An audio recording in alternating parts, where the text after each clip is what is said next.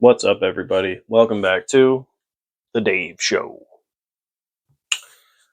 So today is going to be the conclusion of our three-part disaster survival in the suburbs series. We've already touched on natural and man-made disasters in part one. We've touched on economic collapse, conflicts, and civil war in part two. And now for today's part three video, we are going to be discussing total collapse. Shit hits the fan, bro. Whatever your acronym is, without rule of law, Teotwaki, whatever you want to call it, man. The system came crashing down, and now you got to try and survive and protect and feed your family and do all of that stuff. I made these videos in this order for a reason because I think this is the most likely to least likely set of scenarios. So part one being most likely, part two is the middle ground, part three is kind of the most far-fetched in my opinion. But it's something that I think everyone should kind of keep in their mind and prepare for. And this series kind of compounds on itself too. Like all the stuff we touched on in the first and second videos is all stuff that applies to this third video as well, in terms of things like food, water, you name it, right? And I'm not really going to go into the food and water as much or that kind of stuff, but it's going to be kind of a broader overview of some of those topics, and then just kind of my philosophy on what this would actually look like, because I think I kind of have a slightly different viewpoint than some when it comes to this. And you guys can let me know what you think too. What do you think it would look like if it did happen? Do you think that I'm wrong, right, whatever? And then don't forget to like, comment, subscribe, do all the YouTube stuff, But yeah, so obviously you guys have seen all the crazy Mad Max movies and all that kind of stuff. The Last of Us, all those shows, all these apocalyptic type of nightmare scenarios. Zombie apocalypse, whatever, man. Like I don't think the zombie apocalypse is coming anytime soon, but I do think that shit could get real weird in the future, somewhat near future, within the next few years, probably 5 years or so. Do I think it'll get to the point that we're discussing today? Probably not, but we'll see. You never know, right? And that's why I'm kind of preparing for it, right? That's why everybody that does this kind of stuff is doing it. So I think that food and water is paramount, obviously. And I'm trying to apply this to a person that lives in the suburbs, because that's where I live. I'm working on relocating, but slow and steady wins the race on that. I'm still here. I'm trying to save up money, get out of debt, do things the right way. I do have a lot of equity in my house, but there's a lot of other factors involved when you have a family and stuff like that too, as you guys know. So I can say for me personally, my plan in this scenario is not going to be to hold it down here where I live in the suburbs in Rhode Island, near a very major city. My plan is going to be to bug out. So I have a couple different places, I have a couple different options, and it's kind of like I have a primary and alternate, a PACE plan, right? Primary, alternate, contingency, emergency. So we'll kind of go over my little outline of what my plan is real quick. I'm not going to get too into the specifics, but if things ever got real bad, I would look for indicators that showed things were getting bad. And I would probably do this in the first two scenarios that we discussed too. But my primary bug out location is a 20-minute drive from my house. Longer than that walking, obviously. But it's a place where even if, things didn't kick off right away, if I thought stuff was getting real weird, it's like, hey, we're going to head your way. All right, cool. We're going to stay there for a few days. Is that all right? Yeah, sure. No problem. Come on by. Cool. We'll be there soon. Especially if you have children. Like I got a kid, not even 3 years old yet. So if you're going to get out, it's a lot better to try and get out as early as possible before roads get clogged up, infrastructure fails, cell phones go down, power goes down, you name it. Or like, let's say like power goes out, right? But it's not a power outage like you're used to, like you've experienced before. Your cell phone's not working, stuff like that. Like if I'm home, if I'm at work, I got to get home. All right. And then we have a plan here with my family where like, all right, if this happens, depending on where I'm working, because I'm in construction, so I could be fucking 2 miles away, I could be 90 miles away. If this happens and you haven't heard from me, if I'm working close to home, you wait 2 hours, you haven't heard from me, it's time to load up the truck and go to our primary bug out location, and I am gonna head there. Okay. Um, and the same thing's going to apply even if I'm working a lot further from home, the same time frame at least. But it's like, don't expect to see me for probably at least a week because I'm hoofing it on foot 90 miles, and that's going to be probably more than a week, honestly. But luckily, I'm not really working that far from home anymore. That's a relief for many reasons. But I think the most likely scenario we would see is a collapse of the power grid. Um, Not just on like a local or regional scale, but like the whole US grid goes down. Cell networks go down, pretty much everything goes down. Your sanitation systems, your public water systems, that's all failing. Um, so I would encourage you to flip back to my first video, especially where I kind of outline like what your priorities are as far as like food, water, hygiene and sanitation, all of that.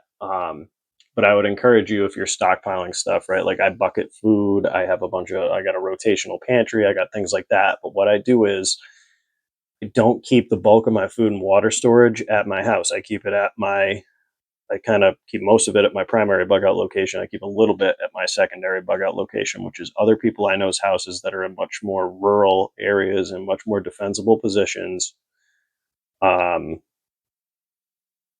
and what have you, because I don't think there is much long-term sustainability in the suburban urban type of environment, even like a semi-rural type of environment.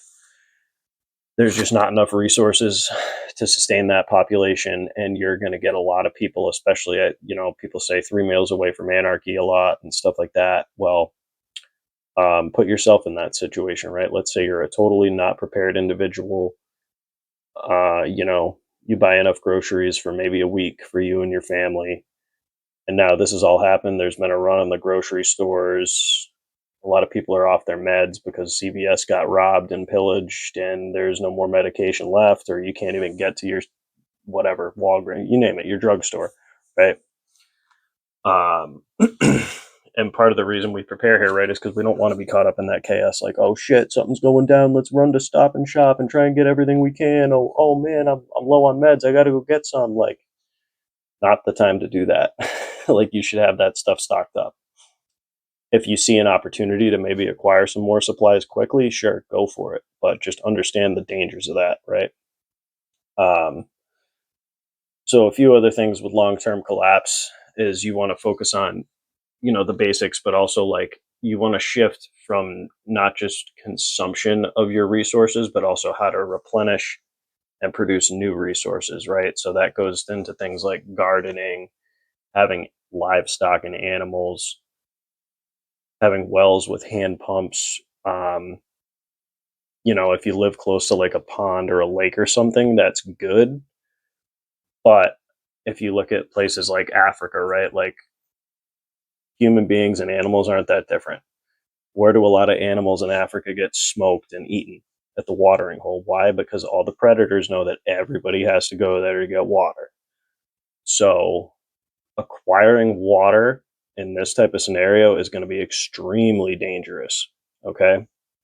And all your neighbors that are nice people and everything else, when their kids are starving, when they're thirsty, what would you do as a father, as a parent, right? You're going to do anything and everything possible to try and keep your kids alive, to keep them safe, whatever. So a lot of the nice people that you're neighbors with, that you hang out with and watch football with or something on the weekends, may know that you got shit in your basement and may be coming to beat you to death with a crowbar and take your shit because his kid's hungry and he doesn't know what else to do. And he'd rather take you out than watch his family go out. Right. But um yeah, so I think if you live in a suburban or urban environment, networking is key. Networking is key no matter what. You want to develop a group of people, but you can't go it alone in this type of scenario. From my end, I think you need at least a 6-person team of capable and able-bodied people. So basically, you need 6 people that are in shape, strong, mentally sharp, proficient in self-defense, defensive tools, those type of scenarios, and you need a good location for you guys to get to. So you can rotate shifts on security, establish a perimeter, do all of that stuff. Also, you're going to be doing a lot of manual labor, right? Especially if the power grid's down, cell phones are down, like the gas pumps aren't going to work. Are you stockpiling fuel? How much fuel? Do you have it stabilized? Are you thinking about other things if you have vehicles too? Like, do you know how to do an oil change? Do you have extra oil? Do you know how to drain and replace fluid in your differentials on your vehicle? Do you know how to do any of that kind of stuff? I'm actually going to drop an oil change video at some point just because I think it's a skill that nowhere near enough people have, that everybody should know how to do if they have a vehicle. How many people can even change a tire? It's a little bit of a tangent, but people today, like I remember the high school I went to, right? It was a split. It was part just like regular high school, part vocational.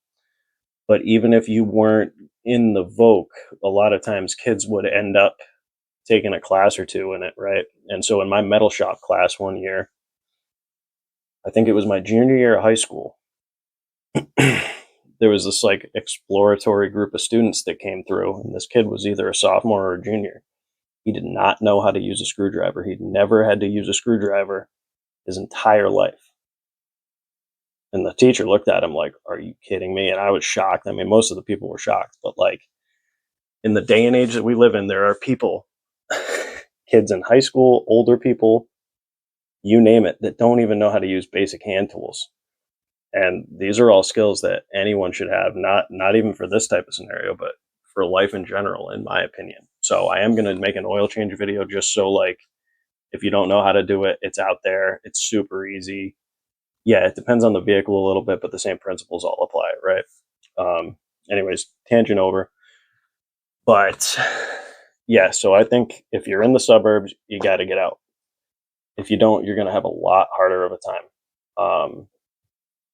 And you're not going to be, unless we're a door kicker, operator, whatever, like you're not going to be going house to house on raids trying to find a can of spam and expect to live very long. Even if you are, you're probably not going to live very long. Like even guys that have plate carriers, helmets, nods, all that stuff, like if you take a couple hits to the plates, your plates are shot. You've also probably got some internal damage, even though the bullet didn't go into you, right? Like, what's your medical plan? Do you have someone on your team that is a nurse or a doctor or a surgeon? Do you have any supplies? Like even with your IFAC, right? Let's say you get clipped, shot in the arm, something else, you throw a tourniquet on, okay, you're good, but there's no higher level of care for you to be elevated to. Are you ready to establish your own field hospital? Do you even know anybody that could potentially operate on someone or perform an amputation? God forbid, anything like that. These are all things that people should be thinking about in terms of developing a group and stuff like that. And I personally, this is an area that I'm weak in because I don't have a huge group and network of people, a mutual assistance group or a tribe or whatever you want to call it. Yeah, I got some people that I can rely on, but I don't have like a doctor in my group. I'm decent with trauma medical stuff, but you know, I'm not performing surgery on anybody. You know what I mean? Am I proficient with firearms? Yes. Was I ever in the military or anything like that? No. So everything I know about that stuff, I've learned through the classes and trainings I've attended, through YouTube videos, stuff like that. So I would encourage you guys to branch out as much as you can, find some groups of people, whatever. And this is something I'm still working on too. That's a big reason I made this channel, because I want to kind of branch out, meet more like-minded people, form a community, grow together, that kind of thing. But I can't stress enough how important that is. So in these type of collapse scenarios, also something to keep in mind is, like, if power's gone and the government collapses and everything else, somebody or some group of people is going to step in and fill that void, most likely more on kind of regional, localized pockets and levels. But if you look at examples from around the world, like Haiti is a great example, right? I don't know if you guys have heard of who Jimmy the Barbecue is, but basically he there was like this big coup in Haiti, and all these people got broke out of jail, and it was, mayhem and violence in the street. And this dude, his nickname's Jimmy the Barbecue. He was the biggest gang leader around, ended up becoming kind of the warlord of the area. And they call him Jimmy the Barbecue because he's a cannibal. He would kill people, cook them up, and eat them. That's how he got the name, right? So there's a few things to think about when it comes to that. If you stay where you are you prepared to try and fight off a group like that? Or here's another scenario. Are you willing to compromise on your ethics and morals to the point where you end up joining that group, Jimmy the Barbecue Squad, and now you're out here raping and pillaging and killing people and robbing people and doing all this shit, not from a defensive posture, but from a, this dude's my protection. I'm part of this crazy gang and mob, but hey, I'm still alive. I get to eat. I get water, whatever it may be. Um, so you got to think and ask yourself, are you willing to do that? And if you are, like, I don't know, stay the fuck away from me if you are, because we're gonna have problems, right? But these are all things to think about. So I don't see this as like there will be some sort of structure no matter what. Like the whole US collapses, whatever, the grid goes down, there are going to be groups and gangs and warlord type people that will take over in these scenarios. And you need to ask yourself, do you want to be the one that is rolling with a pretty bad group and doing some pretty fucked up shit? Are you worried about the disposition of your eternal soul? Are you a believer in any of that stuff? I don't know. Even if you're not, are you a person that plans on upholding some sort of morals or virtue, being an example for those that follow you? I plan on being that, and I think you should too. But these are all things to think about. So I do think you should be part of a group. I think you should have kind of like peace through strength, or like the militant farmer type of concept, that kind of thing. I think we should all be trying to diversify who's in our group, in terms of like, a dentist? I do know a dentist. So, okay, cool. My girl works in dental too. So perfect. You can solve a lot of health problems. A lot of them start in the mouth. That's great. But do you know a nurse, a doctor, anybody like that? Do you know somebody that knows how to process wild game, is good at hunting, trapping, fishing? Fishing is a big strength of mine. Hunting is an okay strength of mine, depending on what we're talking here. But how long is the game going to last? Deer almost got wiped off the face of the earth during the Great Depression. Um, so I don't think you're going to like hunt, fish, and trap your way out of it either in these long-term type of scenarios. I think you need to look into like regenerative agriculture, livestock, things like that. Um, Having your own power generation. Another thing to think about though too, especially if you're in the suburbs and you do kind of stick around. Do you want to be the only house in the area with lights? Or is that a homing beacon to everyone else? Like, ooh, what else does this guy have? Um, all things to think about. I think the primary takeaways from this is, yes, you should be preparing. You should be stockpiling especially like meds you depend on, stuff like that, food, water, sanitation, communication, stuff like that. And I wouldn't just rely on like your cheap ham radios and stuff like that either. I got a couple. I need to take a class and learn how to use them better. But again, it all comes down to like, do you have a PACE plan? Do you have a primary, alternate, contingency, emergency plan for how you're going to bug out of your location and get to wherever you're going? How you're going to talk to the people that may live with you that aren't at your house? How are you going to, like, this all needs to be laid out in the beginning in normal times now. Have a plan, have your family know it, have the places you're going know it. You don't want to show up, even if it's your friend's house. You don't just want to show up there unannounced, especially if it's more of an acquaintance, because now you might be even in more hot water than you would have been staying where you were. But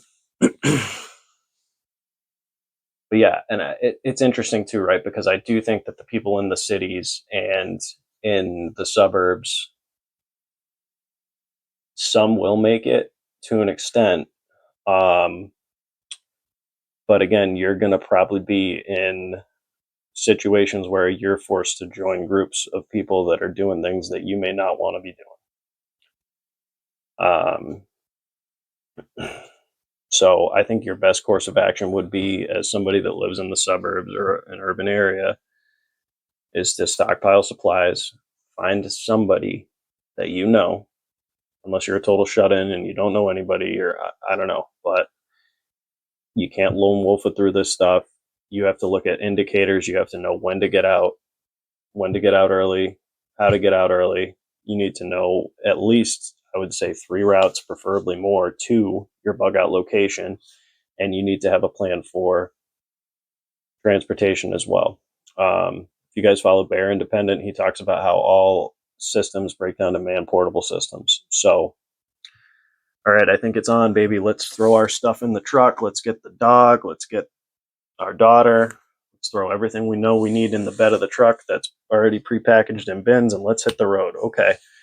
We get 3 miles down the street and we get in a car accident. Truck's totaled, or the road's impassable for whatever reason. Okay. Let's try our alternate route. Can we go that way? No. Oh, we got in a car accident. We blew the tire out. Um, fuck. The spare's flat. Like, whatever, right? Okay. Now we're on foot. Okay. How are we going to get to where we're going from wherever our vehicle broke down on foot? Do you have paper maps? Do you have a compass? Do you know how to use it? All things to consider. So I guess this video is kind of more focused on, if, like, for shit hits the fan in the suburbs, right? Like, my advice, my philosophy, and what I plan on doing if it ever does happen is I'm bugging out. And I'm not bugging out to the woods with a 200-pound backpack and no other real plan, and thinking I'm going to bushcraft my way to the, and through it all, because that's not realistic either. And there's thousands of other people that are probably going to try and do the same thing. So my advice would be to have a bug out location and look at early indicators. Like, even if your bug out location's further away, man, hey, things are getting weird. Hey, boss man, I'm going to take this PTO I cashed out on. Me and the family are going up to the cabin for the week. And then, even if nothing happens, okay, you just went on a week-long vacation. You got to spend a lot of time with your family. That's great. But you should be paying attention to that stuff. You should have plans in place, and you should understand that the earlier you get out, the better. Because if you wait too long, you may not be able to get out at all. So I'm going to leave you guys with that. I know this is kind of a long rant, I guess, but I touched on most of the things that you should be addressing in terms of stockpiling for, like, food, water, all that kind of stuff in my previous 2 videos. And this was more, like I said, a philosophy video about what your plan should be if this situation occurs, in my opinion, and also some of the things that you may encounter along the way. And these can also apply to rural areas too, in terms of like violent groups and warlords and everything else. And um, yeah, there's going to be a lot of carnage. There's going to be a lot of fucking dead people and dead animals and bodies everywhere because there's too many people on medications and everything else that are just very unhealthy people in general that are just going to start dropping like flies, and it's going to get pretty nasty. And that's my opinion. But yeah, that's all I got for you guys. I will see you in the next video.